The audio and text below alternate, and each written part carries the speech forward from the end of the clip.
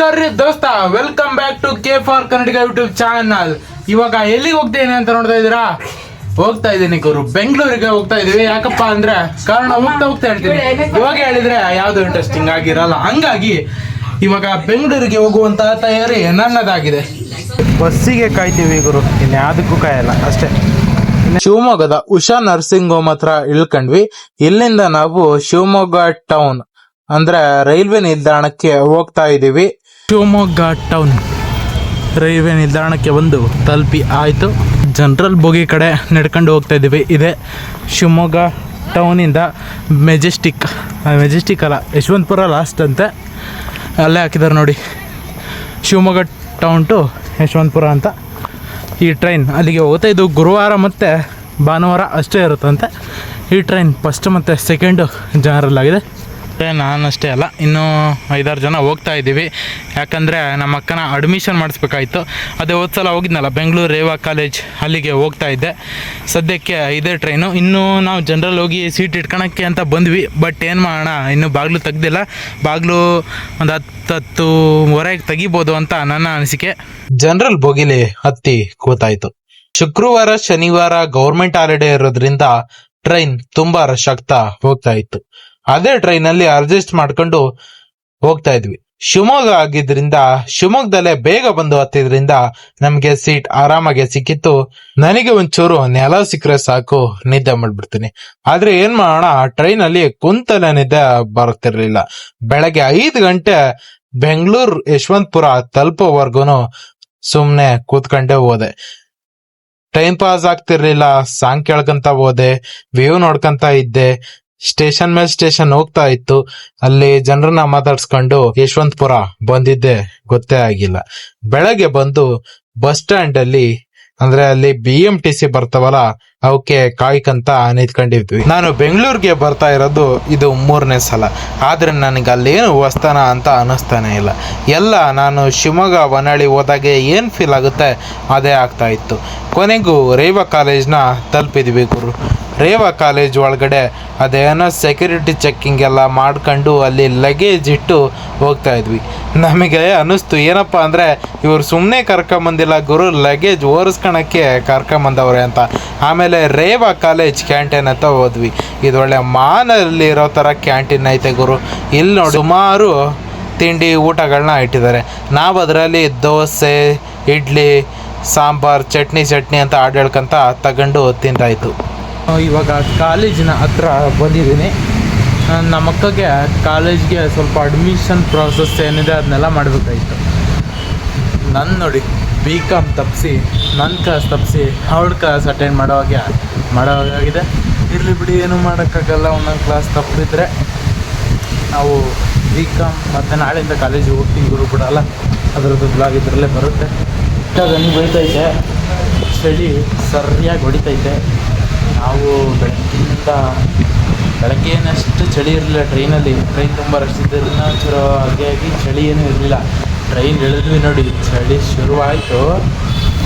ತುಂಬ ಚಳಿ ಆಗ್ತೈತೆ ಗುರು. ಮಳೆ ಹನಿ ಬೇಕಾದ್ರೆ ಇಲ್ಲಿ ಬಿಡ್ತಾನೆ ಇಲ್ಲ, ಮಳೆ ಹನಿ, ಅಷ್ಟು ಮಳೆ ಹನಿ ಇಲ್ಲಿ ಬರ್ತಾಯಿದೆ. ಸಿಗ್ತೀನಿ ಸದ್ಯಕ್ಕೆ ಕಾಲೇಜಿನಲ್ಲೇ ಕೂತ್ಕೊಂಡಿದ್ದೀನಿ. ಇವಾಗ ಟೈಮ್ ಬಂದುಬಿಟ್ಟು 10:30 ಆಗೈತೆ. ತಿಂಡಿ ಅಲ್ಲೋಗಿ ತಿನ್ಕೊಂಬಂದೆ. ಯಾರು ಅಂತ ಗೊತ್ತಿರ್ಬೋದು ನಿಮಗೆ. ಹೋದ್ಸಲ ನಮ್ಮ ಶಬರಿಮಲೆಗೆ ಬಂದಂಥ ಗುರುಸ್ವಾಮಿ ಇವರೇ ನೆನ್ಪು ಮಾಡ್ಕೋಬೋದು ನೀವು. ನಾವು ಬೆಂಗಳೂರಿನ ಕರ ಮತ್ತು ನಮಗೆ ಗೊತ್ತಾಗೋದು ಕಾಲೇಜು ಬಿಟ್ಟಾದ್ಮೇಲೆ 1-2 ಕ್ಲಾಸ್ ಅವರು ಬಂಕ್ ಕೊಡೋದ್ಮೇಲೆ. ಇಲ್ಲಿ ಬಂದು ಹೆಣ್ಮಕ್ಳು ಗಂಡು ಮಕ್ಕಳು ಅಂದೆ ಸಿಗರೇಟ್ ಹೊಡ್ಕೊಂತ ದಮ್ ಹೊಡ್ಕೊಂತ ನಿಂತ್ಕೊಂತಾರೆ. ಇದು ನಮ್ಮೂರಲ್ಲಿಲ್ಲ ಅಂತ ಖುಷಿ ಪಡಬೇಕು ಅಷ್ಟೇ. ನಾವು ಸುಮ್ಮನೆ ಒಂದು ಕಡೆಯಿಂದ ಮತ್ತೊಂದು ಕಡೆಗೆ BMTC ಹತ್ತು ಹೋಗು. ಬೆಂಗಳೂರಲ್ಲಂತರೂ ಇದೊಂದು ಕಾಯಂ ಜೀವನ ಅಂತಲೇ ಹೇಳ್ಬೋದು. 5 ನಿಮಿಷದಲ್ಲಿ ರೀಚ್ ಆಗಬೇಕಾಗಿರೋದು ಟ್ರಾಫಿಕ್ಕಲ್ಲಿ 50 ನಿಮಿಷ 1 ಗಂಟೆ ಆಗೋಗುತ್ತೆ. ಸಂಜೆ ಆಗ್ತಾ ಬರ್ತಿದೆ. ನಾವು ಯಶವಂತಪುರ ರೈಲ್ವೆ ಸ್ಟೇಷನ್ಗೆ ಹೋಗ್ತಾ ಇದ್ದೀವಿ. ಹೋಗ್ಬೇಕಾದ್ರೆ ನಮ್ಮ ಆಂಜನೇಯನ ದರ್ಶನ ಕೂಡ ಮಾಡ್ಕೊಂಡು ಹೋಗಾಯಿತು. ಅಲ್ಲೇ ಬಸ್ ಒಳಗಡೆನೆ ಕೂತ್ಕೊಂಡು ಕೈ ಮುಕ್ಕೊಂಡು ಹೋಗ್ತೀವಿ. ಲೈಟ್ ಅಂತೂ ಬೆಂಗಳೂರು ತುಂಬಾ ಕಲರ್ಫುಲ್ ಆಗಿ ಕಾಣಿಸ್ಕೊಳುತ್ತೆ. ಆದ್ರೆ ಇಲ್ಲಿ ಒಳಗಡೆಗೆ ಏನೇನ್ ನಡೆಯುತ್ತೆ ಅನ್ನೋದು ಯಾರಿಗೂ ಗೊತ್ತಿರಲ್ಲ. ನಾವಂತರೂ ಬೇರೆ ಊರಿಂದ ಬಂದು ಇಲ್ಲಿ 1-2 ದಿನ ಇದ್ದು ಹೋಗ್ತೀವಿ. ಆದ್ರೆ ಇಲ್ಲಿನ ಜನ ಹಾಗೆ ಪರಿಸ್ಥಿತಿ ನಮ್ಗೆ ಯಾವ ರೀತಿ ಬದಲಾವಣೆ ತರುತ್ತಾ ಗೊತ್ತಾ ಇಲ್ಲ. ಹಂಗಾಗಿ ನಾವು ಊರೂರು ಸುತ್ತಿದರೇನು ನಮ್ಮೂರೇ ನಮ್ಗೆ ಮೇಲು ಅಂತ ವಾಪಸ್ ನಮ್ಮೂರಿಗೆ ಹೋಗಕ್ಕೆ ರೆಡಿನ ಆಗ್ತೀವಿ. ಬಂದ್ಬಿಟ್ಟು ಇವಾಗ 10 ಗಂಟೆಗೆ ಇನ್ನೊಂದು 1/4 ಗಂಟೆ ಐತೆ. ಮಾಡಕ್ಕೇನು ಕ್ಯಾಮೆ ಇಲ್ಲ. 11 ಗಂಟೆ 25 ನಿಮಿಷಕ್ಕೆ ರೈಲು ಇಲ್ಲಿಂದ ಹೊರಡುತ್ತೆ. ಅಲ್ಲಿ ತನಕ ನಾವೇನ್ ಮಾಡೋದು, ಸುಮ್ನೆ ಅಡ್ಡಾಣ ಬನ್ನಿ. ಈಗ ತಾನಾಗೆ ಚಲಿಸುವಂತದ್ದು ಇದೆ. ಇದೇನೋ ಅಂತಾರಲ್ಲ, ಲೇಟರ ಒಟ್ಟು ಏನೋ ಅಂತಾರಲ್ಲ ಗುರು, ಇದ್ರಲ್ಲಿ ಅಡ್ಡಾಡ್ತಾ ಇದೀನಿ. ಬರೀ ಗಾಡಿಗಳ ಸೌಂಡೆ. ಇವೆಲ್ಲ ನೋಡ್ತಾ ಇದ್ರೆ ನಮ್ಮ ರಂಗಾಯಣ ರಘು ಅವರು ಹೇಳಿರುವಂತ ಒಂದು ಡೈಲಾಗ್ ನೆನಪಾಗ್ತಿದೆ, ನೋಡ್ಕೊಂಡ್ ಬನ್ನಿ. ಸಿಟಿ ಪೂರ್ತಿ ಹಳ್ಳ ತೋಡಿ ಸ್ಮಶಾನ ಮಾಡಕ್ ಬಿಟ್ಟಿದ್ದಾರೆ. ಅದ್ ಯಾಕೋನಪ್ಪ ನಾ ಕಾಣೆ. ಇನ್ ಈ ಜನಾಂಗಕ್ಕೋ ಮುಂದಿನ ಜನಾಂಗಕ್ಕೋ ರಸ್ತೆ ಮೇಲೆ ಬಸ್ ಅಂತೆ, ಅದ್ರ ಮೇಲೆ ರೈಲ್ ಅಂತೆ, ರೈಲ್ ಮೇಲೆ ಹೆಲಿಕಾಪ್ಟರ್ ಅಂತೆ. ರೈಲು ಮನೆ ಒಳಗೆ ಬರ್ತದಂತಪ್ಪ. ಜನ ತಕೊಂಡ್ ಸೀದಾ ಸ್ಮಶಾನಕ್ಕೆ ಹೋಗೋದು ರೈಲಲ್ಲಿ. ಹಂಗ ಮಾಡ್ತಾ ಇರ್ಕೋಣ ಈ ಸಿಟಿನ. ಹೋಗೋಗೋ.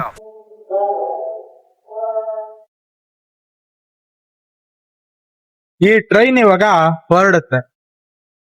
ನಾನು ಹೇಳೋ ಮಾತು ನಿಮ್ಗೆ ಸರಿಯಾಗಿ ಕೇಳಿಸಿಲ್ಲ ಅಂದ್ರೆ ಡಬ್ಬಿಂಗ್ ಆರು ಮಾಡ್ತೀನಿ. ಈ ವಿಡಿಯೋದಲ್ಲಿ ನೀವೇನ್ ತಿಳ್ಕೊಂತೀರಾ ಅಂದ್ರೆ, ಮಂಚ ನಿಗ್ಗಡ್ರೆ ಸಾಕು ಆಟೋಮೆಟಿಕ್ ಎಲ್ಲ ಆಗೋಗುತ್ತೆ, ಅದು ಮಂಚದಿಂದಲೇ ಆಗೋಗುತ್ತೆ ಅಷ್ಟೇ. ಅಣ್ಣ, ನಿನ್ ಮಾತು ಕೇಳ್ತಾ ಇದ್ರೆ ಕುಡ್ದಿರೋ ಕಿಕ್ಕೆಲ್ಲ ಇಳ್ತೋಗ್ತಾ ಇದೆಯಲ್ಲಣ್ಣ. ಬೆಂಗಳೂರು ನೋಡಿದ್ರೆ ಇದೇ ಕತೆ ಗುರು. Traffic traffic traffic. I don't like it, avoid. But traffic like me, I can't avoid ಅಂತಾನೆ ಹೇಳ್ಬೇಕು. ಅಲ್ಲಿ ಮೇಲ್ಗಡೆ ನಮ್ಮ ಮೆಟ್ರೋ ಇದೆ. ಮೆಟ್ರೋ ಅಲ್ಲಿ ಹೋದ್ರೆ ಇಲ್ಲಿ ಬಸ್ಗಳು ಅಜ್ಜಾಡ್ಕಂತ ಕೂಗಾಡ್ಕಂತ ಹೋಯ್ತವೆ.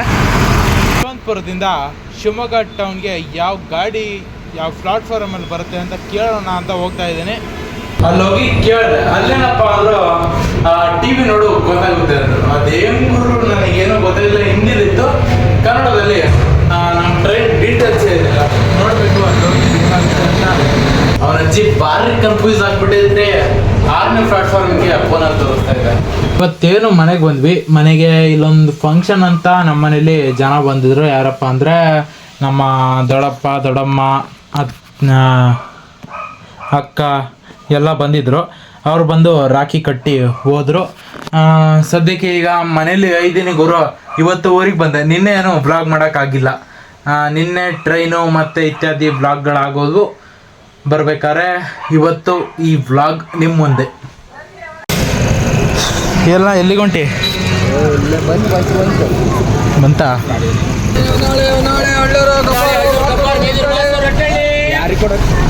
ಡ್ರೈವರಿಗೆ ಕೊಡೋಗ್ಲ, ಯಾರಿಗೋ ಕೊಟ್ಟಿಯ ಹುಡುಕ್ತಾನಪ್ಪ. ಡಾಕ್ಟರ್ ಹತ್ರ ಕೊಡೋಕಪ್ಪ, ಅಲ್ಲ ಡ್ರೈವರಿಗೆ ಕೊಡ್ಲಾ? ನಿಮ್ ಮನೆ ಪಕ್ಕಪ್ಪ ಹೇಳು. A few moments later. ಒಂದಪ್ಪ ಜನ ಒಂದ್ ಅಜ್ಜಿ ಐತ್ ನೋಡಿ ನಿಮ್ಮೆಣ್ಣ ಇದ್ಲ ಕಡೆ ಗುಂಡಾರ ಮೇಲೆ ಪಕ್ಕ ನೋಡಿ ಸುತ್ತ ಕೆಲ್ಸ ಬರ್ಕೊ ಅನ್ನಕತೈತಿ. ನಾನ್ ಅದಕ್ಕೆ ಇಲ್ಲ ಅಜ್ಜಿ ನಾನ್ ಸುತ್ತ ಪ್ಯಾಟಿ ಹೊಂಟಿದ್ದೆ, ಬಸ್ ಬರ್ತೈತಿ ಬ್ಯಾಟಿ ಹೊಂಟಿದ್ದೆ, ಆಮೇಲೆ ತಂದ್ ಬಿಡ್ತೀನಿ ಅಂದೆ. ಪ್ಲಾಟಿ ಹೊಂಟಿದ್ದೆ, ಇಲ್ಲಿ ಅಂಪಣ್ಣ 5 ರೂಪಾಯಿ ಜಾಸ್ತಿ ತಗಂತಾನೆ, 20 ರೂಪಾಯಿ ತಗಂತಾನೆ. ಎಲ್ಲಿಗೆ ಅಲ್ಲಿ 15 ರೂಪಾಯಿ ತಗೊಂಬಂತ 15 ರೂಪಾಯಿ. ಇದನ್ನೆಲ್ಲ ಕಣ್ಣಿಂದ ನೋಡಿ ಕಂಗಾಲ ಆಗ್ಬಿಟ್ಟಿದೀನಿ. ಬೇಕಣ್ಣ, ಈ ಲೋಪರ್ ನನ್ ಮಗನ್ ತಲೆ ಬೇಕೇ ಬೇಕು. ಎಷ್ಟು ಮೆಂಟ್ಲ ಇದೆಯಲ್ಲ. ಪಪ್ಸ್ ಯಾರು ಹಂಗ್ ತಿಂತಾರೆ ಇಲ್ಲ ಎಲ್ಲ.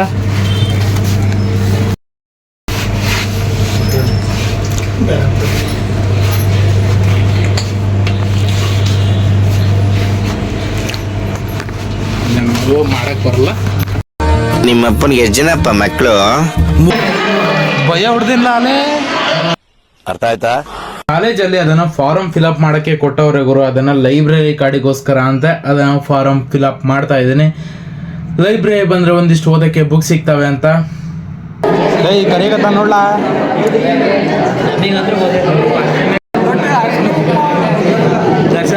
ಹೊಸ ಬೆಳಕು ಟುಮ್ ಟುಮ್ ಟಣ್ ಟಣ್ ಟಣ್ ಟಣ್ ಮೂಡುತ್ತಿದೆ. ಲಕ್ಷ್ಮೀ ಪೂಜೆ ದಿನ ಅರ್ಸ ಗುಮ್ಮ ಕಂಬಳಿ ಗಂಜಿನಹಳ್ಳಿ ನಾಗರಾಜಪ್ಪ ಮಗ ತೀರ್ಕಂದಾನೆ. ನೀನೇ ತೀರ್ಕಂದಿಯಲ್ಲ.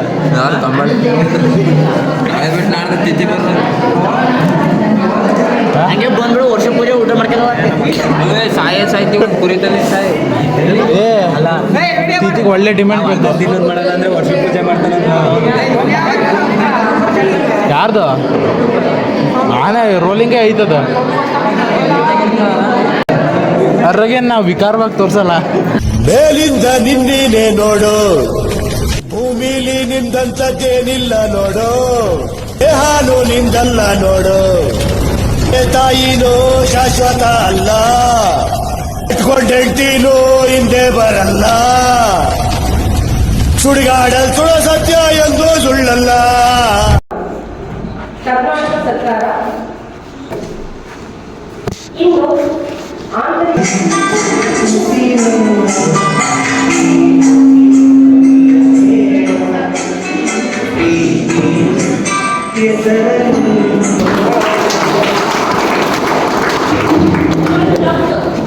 ಇಲ್ಲಿನ ರೋಡು ಸರಿ ಇಲ್ಲ ಗುರು, ದಗ ದಗ ದಗ ಅಂತ ಐತೆ. ಆದ್ರೂ ಬ್ಲಾಗ್ ನ ಇಲ್ಲಿಗೆ ಎಂಡ್ ಮಾಡ್ತಾ ಇದ್ದೀನಿ. ಮತ್ತೆ ಮುಂದಿನ ಬ್ಲಾಗ್ ಅಲ್ಲಿ ಗಣಪತಿ ಹಬ್ಬದ ಬ್ಲಾಗ್ ಅಲ್ಲಿ ಸಿಗ್ತೀನಿ. Thanks for watching. ಎಲ್ಲಿಗೆ ಒಳ್ಳೆದಾಗ್ಲಿ. ಜೈ ಹಿಂದ್, ಜೈ ಕರ್ನಾಟಕ. ಮತ್ತೆ ನಂಗೆ ಬಾಯ್.